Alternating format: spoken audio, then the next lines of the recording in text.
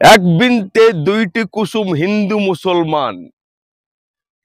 কোন এক রঞ্জন বলে এক সাংবাদিক আছে, যিনি এসব বলছেন এবং ত্রিং বিড়িং করে লাফাচ্ছেন। এসব করবেন না রঞ্জন বাবু, এসব করে কোনো ফায়দা হবে না আপনার। এটা ভারত, এখানে সমস্ত ধর্মের লোক থাকে, সমস্ত জাতির লোক থাকে, সমস্ত বর্ণের লোক থাকে।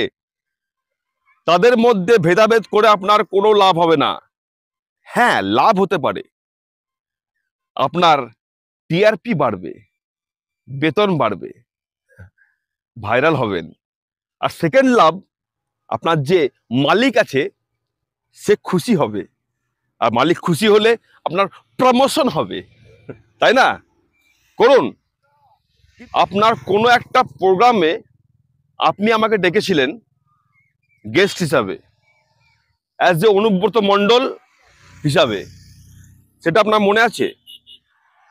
আপনি ভালো মানুষ, শিক্ষিত মানুষ, কেন এসব করছেন? ভারতবাসী মরেছে, 28 জন ভারতবাসী মরেছে, কোনো হিন্দু মুসলিম মরেনি। এইটা মাথায় রাখুন। প্রথম চিন্তা করবেন ভারতীয়রা মরেছে, দে আর ইন্ডিয়ানস। কাশ্মীরের একটা জমিও কেউ দখল করতে পারবে না, কারণ এখানে আমাদের প্রধানমন্ত্রী নরেন্দ্র মোদী আছেন।